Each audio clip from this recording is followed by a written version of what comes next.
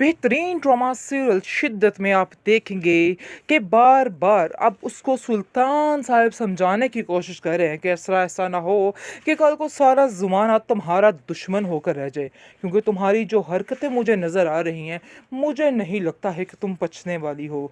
तुम ज़रूर जलील होकर रहोगी सबसे, क्योंकि तुम्हें बिल्कुल भी अंदाज़ा नहीं हो रहा कि तुम क्या कर रही हो और क्या करना चाह रही हो।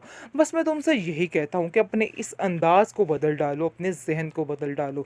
ऐसा ना हो कि सबको अपने दुश्मन कर बैठो। आगे से वो कहती है कि मैंने ऐसा कुछ भी नहीं किया, जो मैंने देखा था वही मैंने बताया है, अपने से मैंने ऐसा कुछ नहीं कहा। अगर मैंने कहा होता मुझे किसी बात का कोई मलाल होता, लेकिन मुझे किसी बात का, अपनी कही हुई बात का दुख नहीं है। इसका मतलब यही है कि मैं गलत नहीं हूँ, आप लोग गलत हैं।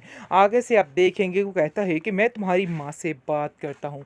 वैसे तो मुझे बड़े ही वो दावे कर रही थी और मुझे समझाने की कोशिश कर रही थी, लेकिन उनको जब पता चलेगा कि उनकी अपनी बेटी ही इल्ज़ाम तराशियों पे उतर आई है और लोगों की ज़िंदगियाँ अजीरन करने लग गई है, तो आखिर उन बेचारों का क्या हाल होगा। मुझे तो इस बात को लेके काफ़ी ज़्यादा उन पे तरस आ रहा है कि काश उनका भी कोई हाल सही हो, क्योंकि उन्हें जैसे ही पता चलेगा तो उनका क्या हाल होगा। आगे से इसरा कहती है कि आप उनसे ऐसा कुछ भी नहीं कहेंगे, और वैसे भी वो मेरी माँ है और मुझे बड़े अच्छे तरीके से जानती है कि मैंने कुछ भी गलत नहीं किया है। मैं जो कह रही हूँ बिल्कुल सच कह रही हूँ। आगे से आप देखेंगे कि सुल्तान कहाँ उसकी बात सुनने वाला है। उसको कहता है कि हाँ खैर, जो होना था हो गया। अब ये बात है कि तुम्हें अब ज़रा संभल के चलना होगा, क्योंकि मैं अनकरीब तुम्हारा ये सारा पागलपन दुनिया के आगे ले आऊँगा और उन्हें बता दूंगा कि ये एक पागल लड़की है, जिसकी वजह से वो काफ़ी हैरान हो जाती है, क्योंकि वो नहीं जानती है कि उसके पास ही सांप मौजूद है जो उसको हर वक्त डसने की कोशिश में लगा होता है कि मेरी बीवी कम अकल है और उसने अपनी कम अकली में ये सारी बातें की है। परेशान मत होना इसको लेकर, क्योंकि ये लड़की है ही इसी तरह की, आपको बिल्कुल भी परेशान होने की ज़रूरत तो नहीं है। मैं इसको अच्छे तरीके से हैंडल कर लूँगा, आप बिल्कुल फ़िक्र मत करें, बल्कि हमें माफ़ कर दें। जिस पर आप देखेंगे उसका शोहर कहता है कि माफ़ी तलाफ़ी वाली बातें सारी ख़त्म हो चुकी हैं, हम आपसे कोई माफ़ी नहीं चाहते और ना ही आप लोगों से कोई तल्लुक़ वास्ता रखना चाहते हैं।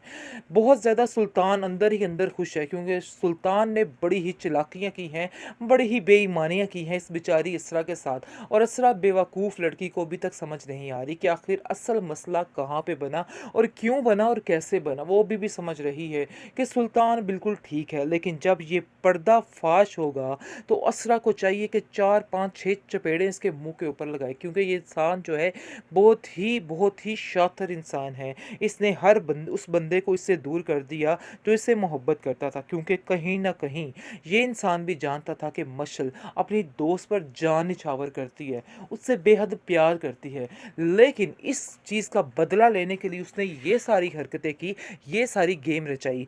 इसलिए वो बेचारी एंड पर थक हार कर मशल अपने घर से, यानी कि घर छोड़ने पर मजबूर होगी, और दोनों मियाँ बीवी फैसला कर लेते हैं कि हम ये घर छोड़कर चले जाएंगे। तल्लत बेगम बहुत हैरान है कि आखिर क्या हुआ, तुम्हें क्यों एकदम से क्या हो गया आप दोनों में ऐसे कि वो घर छोड़ने पर मजबूर होगी। आगे से आप देखेंगे कि वो कहती है कि मुझे बस इसी चीज़ की सज़ा मिल रही है, जो कुछ मैंने किया है बस उसी चीज़ की सज़ा है, मुझे ऐसा नहीं करना चाहिए था। यानी कि इस असरा पे यकीन करके मैंने बहुत बड़ी गलती कर दी है। मुझे बहुत अफ़सोस है कि इस जैसी लड़की से मैंने दोस्ती की है। मुझे बहुत ज़्यादा अफ़सोस रहेगा कि मैंने इस पर यकीन किया। आगे से तलत कहती है कि ज़रूर आप लोगों को कोई गलतफ़हमी हुई है।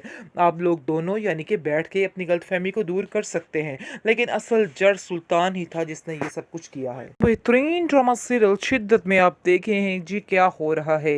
आखिर ये क्या चक्कर बन गया, कैसे इन्होंने मशाल जैसी इतनी अच्छी लड़की को किस तरह से जलील करने का प्लान कर लिया है। यानी कि ये सब कुछ दिखाने की कोशिश की जा रही है कि आखिर मिसाल भी ठीक लड़की नहीं है, लेकिन ऐसा बिल्कुल भी नहीं है।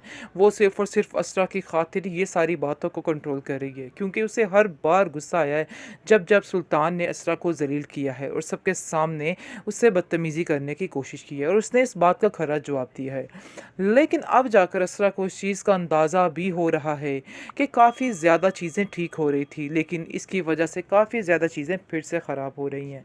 क्योंकि उसको बिल्कुल ही वक़्त नहीं मिलता है और इतनी वो मसरूफ़ हो चुकी है मशल में, दिन-रात वो उसको इसके साथ ही रहती है, जिसकी वजह से वो काफ़ी परेशान हो चुकी है और ये चीज़ वो सोच रही है कि काफ़ी ज़्यादा दूर करेगी उसको सुल्तान से। इस बात की टेंशन ने भी इसको काफ़ी परेशान किया है। इसको और कुछ नहीं सूझता तो वो जाती है अपनी माँ के घर और वहाँ जाकर कहती है अपनी भाभी से कि भाभी मुझे ऐसा लग रहा है कि जैसे इसकी वजह से भी काफ़ी ज़्यादा मसले क्रिएट हो रहे हैं और काफ़ी ज़्यादा हमारे घर में यानी कि तंग हो रहे हैं। मुझे मेरी सास ने भी कहा है, क्योंकि तलत भी इसको समझाती है कि बेटा अपने घर को बचाने के लिए थोड़ा-सा सुल्तान पे ध्यान देना होगा, क्योंकि उसे अक्सर इस बात की शिकायत रहती है कि तुम उस पर ध्यान नहीं देती हो। ऐसा हरगिज़ ना करना, अपने घर को अपने हाथों से खुद बर्बाद करने पे क्यों तुली हुई हो? तुम्हें इस लड़की से जान छुड़ानी होगी। रखो ठीक है, लेकिन मैं तुम्हें ये नहीं कहती कि इस मशल से अपनी जान छुड़वा लो। मैं बस तुमसे यही कहना चाहती हूँ कि तुम्हें मशल के साथ एक तरीके के साथ वक़्त गुज़ारना है। क्योंकि जिस तरह तुम उसके ऊपर इतना निछावर हो जाओगी तो फिर हर चीज़ से दूर होकर रह जाओगी, हर चीज़ से कट कर रह जाओगी। वैसे मैं तुमसे जानती हूँ कि तुम पर कभी मैंने किसी चीज़ का बोझ नहीं डाला है, लेकिन ख़ैर सुल्तान का ही इतना बोझ है, किसी और के बोझ की क्या ज़रूरत है उसको, और किसी की बात सुनने की उसमें हिम्मत ही कहाँ रहती होगी। क्योंकि सुल्तान जो है वो भी एक नंबर का, क्या बोलें उसको, कि क्या इंसान है। क्योंकि आप देखेंगे कि किस तरह से वो जानबूझकर मशल के नज़दीक जाने की कोशिश कर रहा है। ये चीज़ असरा को बिल्कुल नाकाबिले बर्दाश्त हो रही है, लेकिन अक्लमंदी वो इस तरह से करे कि वो उससे कता ताल्लुक़ कर दे। कता ताल्लुक़ ना करे, आहिस्ता-आहिस्ता लिमिट में रह के उससे थोड़ी बातचीत कम कर दे। क्योंकि इसके आने-जाने की वजह से, इसको ज़्यादा इंटरफेयर करने की वजह से भी ये सब कुछ हो रहा है। क्योंकि मशल को इस बात की समझ नहीं आ रही है कि उसके घर का क्या माहौल है, क्या होता जा रहा है उसके साथ। लेकिन असरा को इस तरह की बेवकूफ़ी नहीं करनी चाहिए थी कि हर वक़्त उसके पीछे ही मंडलाते नहीं रहना चाहिए था। दरअसल असरा को बहुत ज़्यादा सादी तबीयत वाली लड़की दिखाया गया है कि उस बेचारी को किसी बात का कोई पता नहीं चलता है, किसी बात से कोई फ़र्क नहीं पड़ता है। बहुत ही अच्छी संजीदा सी लड़की दिखाई गई है और बताया गया है कि इसलिए इतनी साफ़ नीयत वाली लड़की को बिल्कुल भी टेंशन नहीं होती और इस लड़की के ऊपर ही मुसीबतें आती हैं। कुछ हुआ इस तरह से ही है, क्योंकि इसरा और सुल्तान की जोड़ी बिल्कुल भी ठीक नहीं है। सुल्तान जो है जानबूझकर ये सब कुछ कर रहा है। असल में वो जब का उसने ये बातें सुनी हैं, मशल और इसके दरमियान जो गुफ्तगू हो रही थी, इस बात को उसने दिल पर ले लिया है और दिल पर लेने की वजह से ये सब कुछ कर रहा है और चाहता है कि बस अब ये काम जो है वो ख़त्म हो जाए। क्योंकि वो इस चीज़ से बेहद परेशान हो चुका है और सोच रहा है कि बस अब इस लड़की को भी इसकी ज़िंदगी से निकालना होगा। साफ-साफ तो वो कहने से रहा, लेकिन इसलिए इसके यानी कि इस तरह की चीज़ों के लिए इस तरह के हथकंडे जो है वो अपना रहा है। और आप देखेंगे किस तरह कहती है कि अगर आपको मसला है मशल से तो मैं उसको छोड़ देती हूँ, उससे बिल्कुल बातचीत नहीं करूँगी। लेकिन वो कहता है कि मैंने तुम्हें कब कहा, बल्कि मैं तो तुम्हें ये कहना चाहता था कि उसके साथ बातचीत ज़्यादा बढ़ाओ। क्योंकि अगर तुम मुझसे ऐसी हो जाओगी फिर हो सकता है तुम्हारे अंदर भी कोई खूबी, कोई तब्दीली आ जाए।